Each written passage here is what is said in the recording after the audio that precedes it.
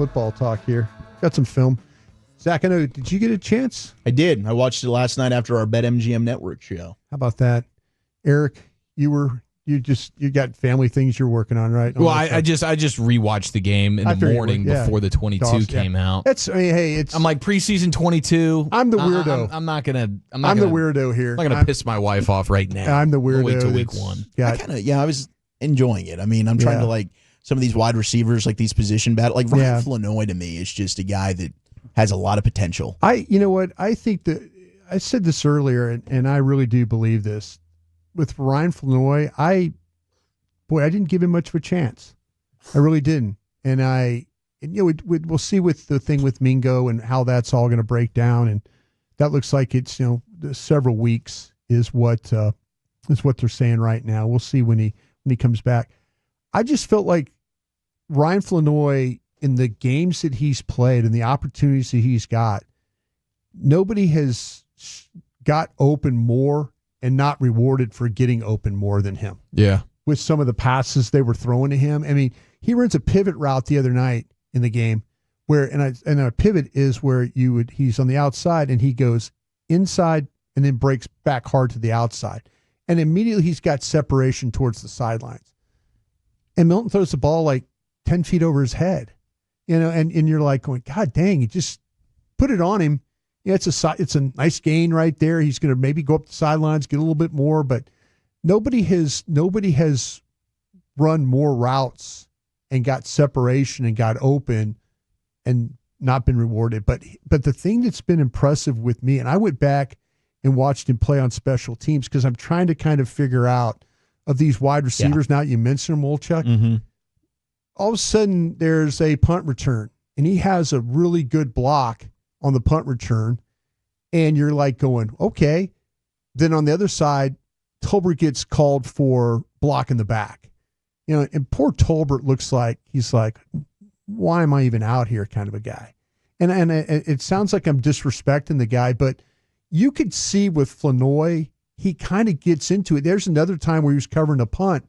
And he's right there. He gets a free release. He beat a double team. Yeah, it just goes right around him. He runs right around him, and you're like going, okay, if a guy is doing that, or they use him as a blocker, and he's like getting into it, and he's being physical, and he's playing technique. He's not trying to hit a guy in the back or shove him because he's out of position. He's showing some awareness.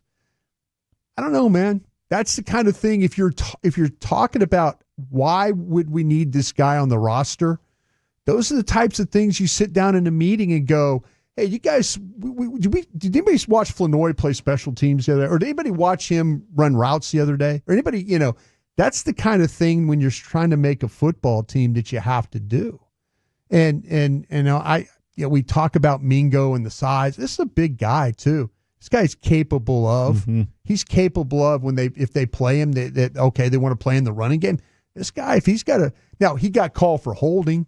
He got called for holding on a play, but his hands, he tried to get his hands inside, and then they kind of slipped the outside, and he grabbed the guy and he tried to turn him and then get the hands back inside. So at least he was aware. If he'd have just put his hands up, and it wouldn't have been a holding call, but they got him right there. Are positions 5 and 6? How much more important is special teams than actually catching it? Huge. They've got to figure out. They've got guys. How many of these running backs, Zach, would you like to take a guess on that play special teams? Moffa and Lipke. That's it, right? Yep. Mm-hmm. And they put Vaughn out there, but let's be honest, Deuce Vaughn's not on the roster, and Deuce Vaughn doesn't look good out there on special teams. Although we did have one really nice blitz pickup. I'll give him credit for that. I tell you what, there was a couple of times he actually stuck his nose in there and tried to, and he's just too short. That's the problem. He's just too short. And that's, he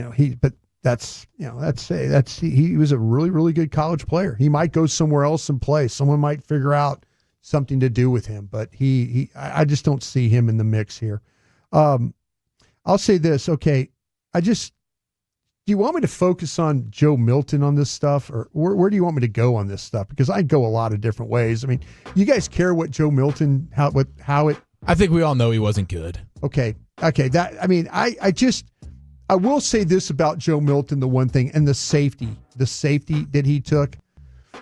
This is the one, and if I could, just this one time on him. I had no idea why he held the ball. If you watch how the play develops, if you watch what his read is going to be, if you know, okay, they're going to try and throw this ball out of the end zone, they're going to try and hit it quick, and they're going to see if they can get anything out of it. And so I initially thought, Zach, I'm sitting next to you in the press box. I go, I wonder if Adeniji Kicked he out too wide. kicked wide, and that kept the blitzer. That what they did was they tricked him. They tricked him in like where the blitzer where the blitzer was going to come from. They tricked him, and so what he did was he thought he was protected to one side and didn't realize the other side was where the blitzer was going to come from. So, but what he has to know is he is dropping in the end zone. He's standing in the end zone. Mingo gets open on the slant. Yeah, he's right there. He's open. To the left. And I don't know why. But and even Malachi Starks, the safety, you're thinking like, okay, do I want to throw the ball inside and have my guy just get crushed by Malachi Starks? Well, Starks has his back turned. He's like going back to the inside. He's moving away. He's like covering for the blitzer guy. He's moving away from Mingo, right? So he's moving away. So there's that window to throw the ball in. And I'm thinking he just doesn't pull the trigger. He just did. He will stare down guys now. He absolutely. And he did it with Cropper. He's staring at Mingo. Yeah. He's staring just at throw Mingo. the He just ball. doesn't want to throw it. Yeah. This is where I have the problems and with him. And I understand why they're trying to play him. And you understand, you see the arm talent with the throw down the seam. You see the arm talent with the throw to the outside. I don't think a nice in-breaking route to Fenoi. I just don't think his mechanics are all that great. With you, and I don't think he sees the field like and that's lack of experience right there. That is just total lack of experience right there. He just does not see the field right now, like he needs to. And hopefully that will pick up then. Hopefully. I mean, there's things in sports where no matter of experience is going to change, right? Yeah.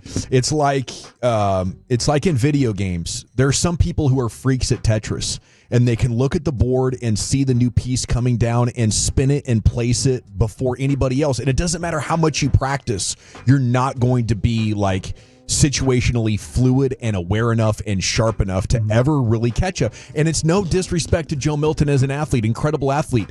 Playing quarterback's flipping impossible. Yes. Yeah. Yeah. I lean exactly where you're going. It takes freaks to do it.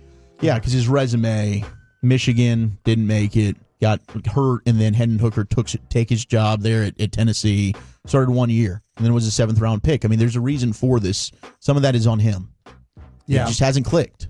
I think it's on Jerry right now insisting they keep trying to develop this guy. I don't think any coach over there is like, yeah, this is a good idea to keep playing him. Yeah, he just has not had a lot of work, and that's a really, really, really big problem right now. All right. I want to talk about Booth's pick 6, if I could, just how it broke down for him. And this is what I think that Matt Eberflus is capable of doing when it comes to coordination of defense. Eberflus, he's going to show a safety blitz to Rush's right. So he's coming from the defensive left, but he drops Thomas instead. He's got Wan'Dale Thomas up, and then he drops him. And Childress then slot blitzes from the left. He just can't quite get there, but here you are. He's showing a blitz coming this way, but brings another blitz from the other side. And Wester, the Ravens receiver, Booth is all over him, and I think Flus is going to figure out that his group that he has currently are better man cover guys than they are zone players. Agreed. I think he's going to see it's going to like, listen, I've got to play a lot more man coverage. He might get crushed doing it, but I think he's going to get crushed if he plays zone. I think he's going to need to play more man coverage here. But Childress gets the slot blitz, but Booth is all over Wester, and he's all over him to the point of not interfering with him. Usually you get the illegal contact, the holding, the grabbing, and all that stuff. But he is in perfect position as he's running with him. And then you see Wester is like the ball is being thrown, and Booth's reactions are outstanding. Wester doesn't even know the ball is there because he's having to deal with Booth's coverage that tight. And just great reactions by Booth to be able to catch the ball and then be able to secure it and then get down the sidelines. He picks up a couple of blocks down the way. But Booth is a guy that's kind of much maligned in the way he plays. And he comes back, and there's a couple of different times where, again, ball to the outside, he plays the ball with offhand. Doesn't hook the receiver, doesn't interfere, doesn't go through the guy. So if you're talking about a guy who was kind of struggling with, am I on the team? Am I off the team? Are people attacking me? Yeah, he got attacked. But I'll tell you what, I think he made the Ravens pay a little bit for going after him the way they did. I think Cooper Rush probably knew, like, there's a guy could go after him. This game would be okay. But Booth did a nice job of playing with him.